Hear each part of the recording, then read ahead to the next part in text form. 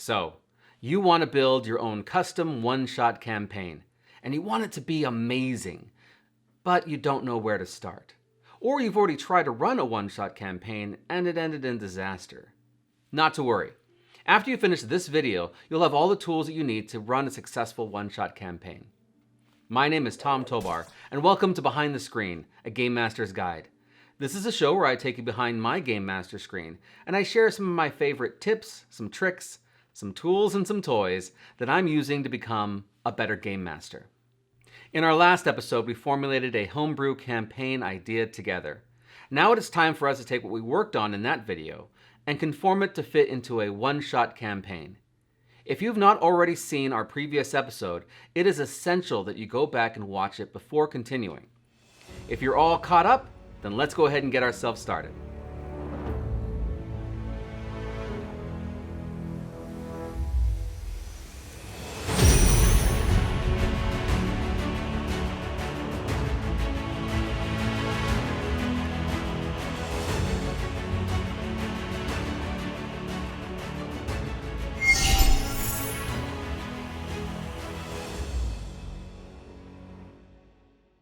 First, there are many benefits to running a one-shot campaign.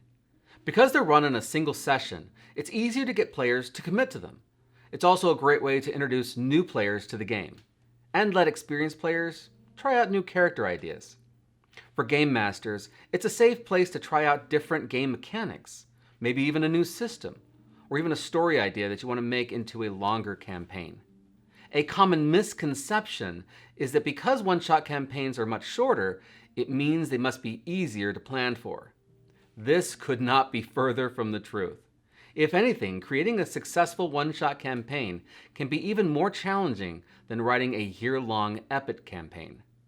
This is because of one crucial factor: time constraint. Let's examine all the elements that go into a campaign and show you why time constraint is going to be your biggest obstacle. As a game master, it is your responsibility to take into account each of these elements and pack them into a single session. Can you see why time is your biggest obstacle? Not to worry though. By the end of this episode, you should have everything that you need to build your own successful one-shot campaign. The overall length of every one-shot campaign is going to be different based on a number of factors. The most common of these is everybody's ability to play. Because of this, you could be running a campaign that is 8 hours long, all the way down to 2 hours long.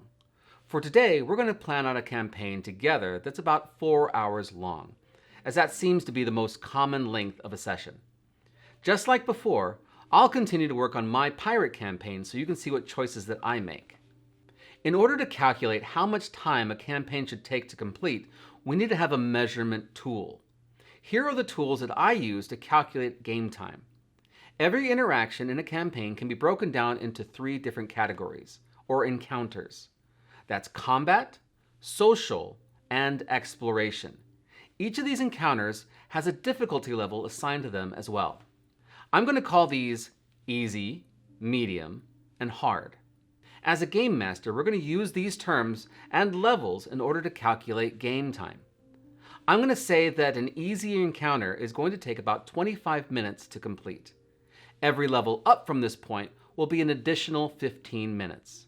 This makes a medium encounter 40 minutes long and a hard encounter 55 minutes long. This is by no means an exact science. There are just way too many factors involved. Things like a game master's style, the number of players involved, the experience of those players, the game being played.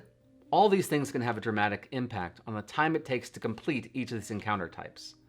The only way to get better at predicting these time measurements is to just try them out. For this tutorial, use my basic time metric if you've run a few sessions before. If you're just getting started, you might want to add an additional 10 to 15 minutes per area. Now that we have a metric to measure game time, it's time to apply it using our plot outline that we made in our last video. Here's a quick review of all the elements of plot. Even though we're running a shorter campaign, we cannot sacrifice any of these elements. Instead, we have to be creative on how we address each of them. For my pirate campaign, I can already see I'm running into an issue. There's just no way for me to cover all the elements that I outlined in my previous video. This does not mean that my previous plans are all thrown away. Instead, it means that I need to narrow my focus. What portions of the story do I want to dig into the most? For my one-shot, I'm going to say I'm going to focus on the beginning of my plans from the previous video and create some additional elements to fill in some of those gaps. While I do this, I'm going to be adding encounter time calculators as I go along to track how much time it's going to take to run this campaign. Exposition. This is the introduction to the story. It shows what everyday life is like in this world. The exposition is an easy place for us to save some time using our campaign primer that we built in our last episode. Remember that the point of the primer is to give the players additional information about the campaign so they can build characters that feel like they're already a part of the world. But it can also be used to completely remove the need for at-the-table exposition. Even if a player comes to the table and they have completely forgotten all about the primer, you can easily catch them up in about 5 to 10 minutes of just reading the primer to the players. Think about all the time that you save by removing the need for the players to meet for the first time and get to know each other. On this note, because time is of the essence, I'll tell my players not to build detailed backstories, because there really isn't any time to integrate them fully into the game. They should only build backstories detailed enough for them to feel comfortable playing their own characters at the table. And really, that's about it. For my pirate campaign, I've already written a primer, so I'm all ready to move on to the next steps. But just for fun, I'm going to go ahead and plan on reading my primer to my players, and that should add about 10 minutes to my clock. Conflict. Something has changed, and now there's no way to go back to the way things were. My original conflict of opening the chest and freeing the god Lilith will no longer work. That portion of my one-shot will now become the climax of my story. So, what can I set up quickly in the very first few moments to create an immediate need for my players? For a one-shot campaign, the conflict needs to be something that the players will remember all throughout their campaign. So a new conflict, let's see. The captain was shot in the gut, but by a poisoned bullet known as the Maiden's Kiss. It promises a long and painful death. Fortunately, there is a cure, but it is costly, and only a few people know about it. The handler, Nemo, does know the recipe, but he keeps it secret to himself. Okay, a note to myself to add things to the primer. In order for the players to want to help the captain, I need to add more about how everybody loves the captain and how everybody owes him their life. Notice that I'm also making the antidote something that they can't just go and buy or steal. This would only derail the direction I want the players to move into. So the players plan to use the money from their current hostage to pay for the antidote. When the players go to turn in Miss Amelia Backstone, however, they find that it's not the correct lady inside the box. Her bodyguard is wearing a necklace that makes her appear to look like Miss Amelia, so that the real Amelia can escape. This means they won't get the reward that they were planning to use to get the antidote from Nemo. Nemo suggests a plan. All they need to do is to quickly go down to a newly located tomb and collect a chest. Once complete, Nemo will give them the antidote. It should only take about a day or two. This plot point is a social encounter, starting with the captain in bed and ending when the crew gets their new mission. I'm going to say that this is a medium difficulty, and so therefore it should take about 40 minutes to complete this section. Rising action. This includes all the adventures along the way. Some are successes and some are failures, but all are on the way to solving the conflict problem. The rising action is built on multiple individual encounters. Each of these encounters is going to be timed. Before I continue, I'm going to give you my take on random encounters. Now, I could throw a random encounter anywhere in the story, but I personally don't like to do this. I feel that a lot of times, random encounters are just pointless, and they don't push the story forward in any meaningful way. And for this reason, I'm not going to make an encounter on the way to the ship or even on the ocean while they're sailing to the newly found temple. The point of this adventure is to save the captain and get to the chest. All of my encounters really should be centered on that goal. Rising action number 1, entering into the town. Players get into town and find that everybody's talking about the recent earthquake. Many buildings have collapsed and many are still in the process of being rebuilt. It's been about a week since the earthquakes happened. Not many people want to talk to outsiders about the earthquake or about the newly discovered temple. I could add a side objective here as well. There's a woman in town asking the adventurers to find her son. He went looking at the newly discovered temple, and now he's gone missing. Her husband also went to the temple to find her son, but neither one of them has returned in 3 days. Entering into town and this interaction is going to be very easy, so I'm going to say about 25 minutes to complete. With the woman's side quest, I'm going to add about 15 minutes. This makes this total plot point about a medium encounter, which is all social, and adds about 40 minutes to our clock. Rising action number 2, maze and puzzles. Players find the entrance to the temple. They find the door that looks like it once held a puzzle of some sort, but the earthquake has cracked it open. If players examine the puzzle, they'll get advantage on their next puzzle that they'll find inside. A ways into the temple, they find the husband, who's been killed by a trap about 2 days earlier. The husband is now a stuck zombie. Not a threat to the players, but a warning instead. The players will find the next puzzle at the door. There is evidence that this door has been recently opened. Scratches on the floor and things like that. Players must solve the puzzle in order to progress. This is an exploration encounter, and due to the puzzles, I'll say that this is about a medium encounter. So I'll add 40 minutes to my clock. Rising action number 3, Battle of the Undead. As soon as the door is opened, a horde of undead run out and attack the players. This is going to be a medium encounter, so we'll add another 40 minutes to the clock. Rising action number 4, the BBEG encounter. After defeating the undead, the players enter into the final large chamber. There are 2 large stone statues at the end of the room, with a golden chest between them. The statues have something around their neck. They're keys to open up the chest. They also find the young boy, who is slowly being transformed into some type of undead. As the players enter into the room, the stone statues come to life and start their attack. This is going to be a hard encounter, so I'll add 55 minutes to my clock. Climax, the chest.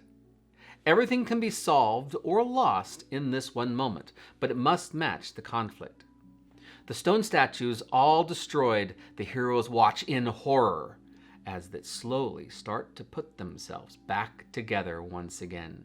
The players only have a few moments to grab the chest and get out.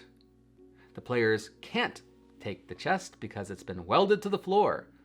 Players must open the chest, and doing so will accidentally release the evil Lilith trapped inside. They do find some gold magical items inside, and they can take them and run away. Everybody has a severe headache as soon as the chest is open, because now they've all been cursed. Now, I won't have Lilith stop and introduce herself in any way. I want the players to learn about her at a later time in the game. I'll call this an easy exploration encounter, since all they have to do is explore the chest and get out of Dodge. Falling action. Returning to town. The conflict now resolved, success or failure, the pieces of the story start to settle into a new normal. Remember that the conflict is that the captain needs his antidote. The players need the chest in order to get the antidote. Well, the players have found their treasure, and so it is a success. Or at least it is so far. Players return to the village and return the boy. Possibly. The town talk about these evil spirits that seem to be leaving the mountain for some reason. Everybody seems to be scared. Many people in town have severe headaches as well. I can't make a really big deal about this, or else the players won't leave the town. But I want to make sure that it is in the backs of their minds. Now this is going to be an easy social encounter, so I'll add 25 minutes to my clock. Resolution. Back to Nemo and to the captain. A new normal is now being built. Players return to Nemo and give him the golden items that they found in the chest. Nemo says, "Well done," and gives the antidote to the players. The players go to the captain, give him the antidote, and he starts to miraculously get better, almost like magic. While with the captain, however, Nemo enters into the room with urgent news. Many of the people from the small town that they just left have been brutally killed by multiple invisible monsters. Most of the people in that town are now dead. Many of them have fled that home and are now arriving into town as refugees. The players have succeeded in their mission to save the captain, but they've doomed the world with their success. I'll call this another easy social encounter, so we'll add an additional 25 minutes to the clock.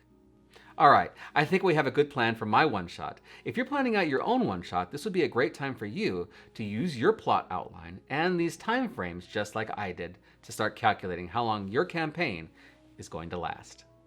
All right, let's look and see how we did with our timing. All added up, it looks like we have about a 5-hour campaign. The first thing that I would do is to see if my players are okay with a 5-hour campaign. If yes, then we're on our way. If no, then it looks like we're going to have to go back and start cutting a few things to make it fit into the time frame that we need. Let's make some cuts to make sure that this campaign is a 4-hour campaign. The first thing that comes to my mind is making the conflict an easy encounter instead of a medium one. I can do this by making the interactions with the captain very brief, and by making Nemo very agreeable to the player's demands for a deal. And let's be honest, if there's a deal to be struck, players are going to look for the deal. So I'm going to make that, whatever deal they come up with, as quick and easy as possible. By doing this, I make this 15 minutes off the clock. The second place I can save some time is with the mother looking for her husband and son. This is the rising action number 1, and if I remove this, I can save about 15 minutes. Next, I can reduce the difficulty of the puzzle door by making that puzzle much easier to pass. Then that removes an additional 15 minutes from our clock. Next, I can cut down the undead battle from a medium encounter into an easier one. This saves an additional 15 minutes. With these 4 cuts I've made, the campaign has gone from a 5-hour campaign into a 4-hour campaign. If you found this tutorial to be helpful, be sure to hit that like and subscribe button. Showing your support is always very much appreciated. The last thing you have to do before running your campaign is build the combat encounters. Depending on the game system that you chose, this is going to vary dramatically. For Dungeons & Dragons 5th edition, combat encounters are based on a creature's challenge rating, also called a CR level. If a creature's challenge rating is 1, that means that 4 characters, all at level 1, should have an easy time in that combat encounter. If I have 4 players and they're all level 10, then that means I can have 1 CR 10 creature, or maybe even have 2 creatures that equal 5 each for that fight as well, and it'll also be an easy encounter for them. Now that you understand how to calculate encounters with Dungeons & Dragons 5th edition, it's important to note that this metric is wildly inaccurate. Some lower level enemies can be much more dangerous than they appear on paper. In addition, some higher level enemies can really just be a pushover for your players. Here's my advice. Always plan to give your players a much more difficult fight that's right outside of their range. In most cases, it's much easier to scale back an enemy than to scale up. At this point, you should have everything you need to start building your own successful one-shot campaign that fits into your own time constraints. Join us on our next episode, Campaign Building Multi-Session Adventures. In that episode, I'll show you how to expand your story ideas and build a grand multi-session campaign that your players will be excited to play. Until then, I'm Tom Tobar, and I'll see you next time behind the screen.